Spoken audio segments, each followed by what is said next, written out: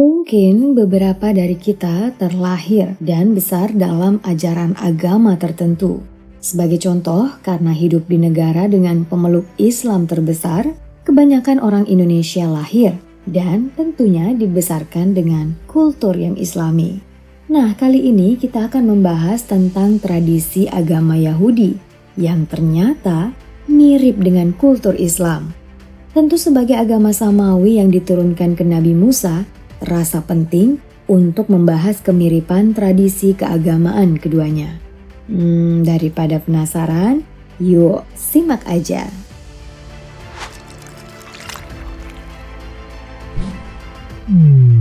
Pertama-tama, mari kita membahas tentang kiblat. Ternyata perihal arah kiblat antara kaum Yahudi dan Islam awalnya memiliki arah kiblat yang sama, yaitu Baitul Maqdis atau Masjidil Aqsa di Yerusalem.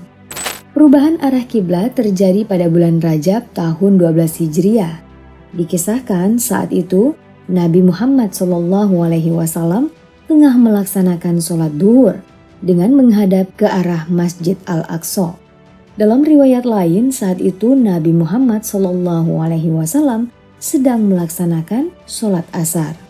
Namun ketika ayat 144 surah Al-Baqarah turun, saat Rasulullah SAW baru melaksanakan sholat 2 rakaat, beliau menghentikan sholatnya sebentar. Lalu Rasulullah SAW berputar 180 derajat menghadap Ka'bah.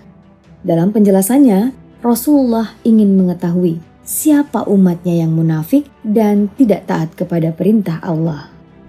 Salah satu kemiripannya yang lain adalah Yahudi juga dipandang sebagai agama monoteisme, yaitu agama yang hanya menyembah satu Tuhan.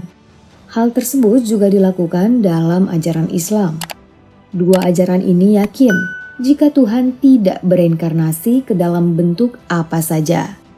Namun perbedaan keduanya adalah ajaran Yahudi tidak memiliki nama personal yang pasti untuk Tuhan yang dimaksud. Hingga kini kaum Yahudi masih berselisih paham tentang siapa Tuhan yang satu itu dan enggan menuliskannya. Hanya saja sebagian menyebutnya dengan Yahweh, sebagian lagi menyebutnya dengan God. Sementara dalam Islam secara jelas menyebutkan jika Tuhan yang dimaksud adalah Allah Subhanahu wa Ta'ala. Antara Islam dan Yahudi pun saling memiliki keyakinan. Agama Islam percaya jika umat Yahudi menyembah Tuhan yang sama dengan Tuhan umat Islam. Di sisi lain, umat Yahudi juga percaya jika Islam juga menyembah Tuhan yang sama dengan yang diyakininya. Ternyata bukan hanya persoalan menyembah satu Tuhan saja. Dalam hal praktik ibadah yang dilakukan Islam, ternyata juga dilakukan oleh Yahudi. Nah, coba kita lihat. Banyak yang mengatakan jika cara beribadahnya mirip dengan umat Islam. Tapi dalam ajaran Islam, perintah sholat dilaksanakan 5 kali dalam sehari yang merupakan kewajiban. Perintah sholat 5 waktu didapatkan Rasulullah SAW saat melakukan perjalanan Isra Mi'raj. Dalam tradisi keagamaan Yahudi dikenal dengan istilah tefillah.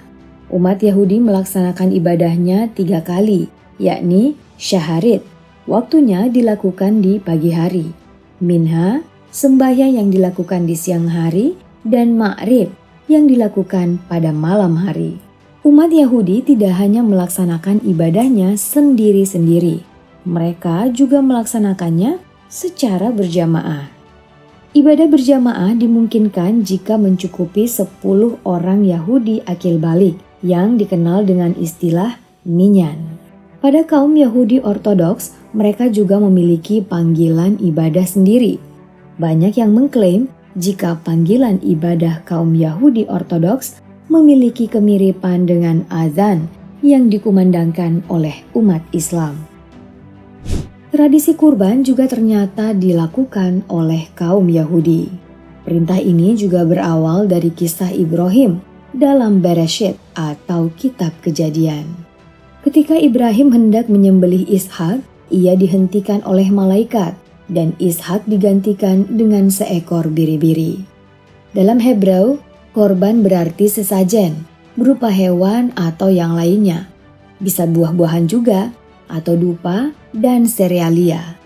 Ini dilakukan untuk meminta pengampunan dosa dari Tuhan dan untuk mendekatkan diri pada Tuhan. Bukan hanya dituliskan dalam kitab Kejadian, tradisi kurban dijabarkan dalam 4 kitab Taurat berikutnya. Tradisi ini dilakukan ketika haikal atau kuil masih ada.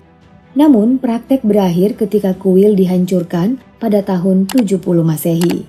Pada saat itu kaum Yahudi dapat berkurban kapan saja apabila manusia berhajat, meminta pertolongan, dan ampunan. Berbeda dengan Islam, kurban ditentukan batas waktu dalam pelaksanaannya. Tradisi keagamaan Islam yang juga dilakukan oleh kaum Yahudi adalah berpuasa. Di kalangan Yahudi, puasa dikaitkan dengan peringatan peristiwa sejarah pada masa lalu. Ketentuannya juga berbeda dengan puasa yang dilakukan oleh umat Muslim. Dalam puasa yang dilakukan umat Yahudi, tidak ada pola puasa tunggal. Pada hari tertentu, puasa bisa dilakukan dari fajar sampai malam hari. Namun dalam satu waktu, puasa bisa dilakukan dimulai dari terbenamnya matahari hingga terbenamnya matahari pada malam berikutnya. Ada 4 jenis puasa yang diterapkan. Puasa lengkap yang jatuh pada 9 Agustus dan puasa pada hari ke-10 di bulan ke-7.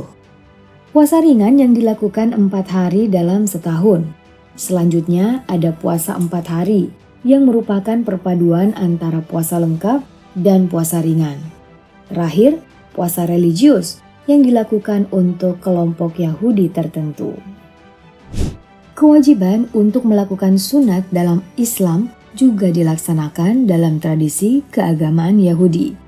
Kewajiban ini sudah ada di dalam kedua agama sejak zaman Ibrahim. Dikisahkan, Nabi Ibrahim mengambil perjanjian dengan Tuhan untuk menyunat seluruh keturunannya dan pengikutnya yang laki-laki.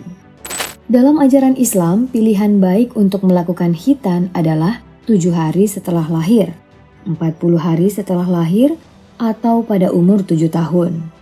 Beberapa pendapat juga menyatakan sebaiknya khitan dilakukan pada usia anak ke-10 tahun, karena pada usia ini anak mulai diperintahkan sholat. Sementara dalam tradisi Yahudi, sunat dilakukan kepada bayi laki-laki setelah berusia 8 hari, seperti yang diperintahkan dalam kitab sucinya. Perihal makanan halal dan haram juga diberlakukan dalam kedua ajaran ini. Dalam ajaran Yahudi, istilah ini disebut kosher dan kashrut. Makanan yang termasuk dalam kashrut atau haram untuk dimakan adalah susu yang dikonsumsi bersamaan dengan daging. Menurut kaum Yahudi, mereka harus menunggu hingga 6 jam setelah makan daging untuk kemudian meminum susu. Makan babi juga diharamkan dalam ajaran Yahudi. Selain itu, hewan bercangkang serta hampir semua jenis serangga. Kaum Yahudi juga hanya akan memakan daging dan unggas yang telah melewati tata cara penyembelihan sesuai aturan Yahudi. Jadi, kaum Yahudi hanya akan memakan makanan yang bersertifikat kosher atau halal versinya. Satu lagi, agama Islam dan Yahudi meyakini beberapa nabi yang sama, mulai dari Adam hingga Zakaria. Namun kedua agama ini berbeda dalam hal cara pandang terhadap Isa dan Muhammad. Dalam ajaran Islam, keduanya ialah Rasul Allah yang mengajarkan keimanan, akhlak mulia, dan dijadikan sebagai contoh keteladanan hidup. Namun Yahudi memandang keduanya secara berbeda. Menurut kaum Yahudi, sosok Isa dan Muhammad bukanlah nabi, tapi hanya sebagai pengajar agama saja.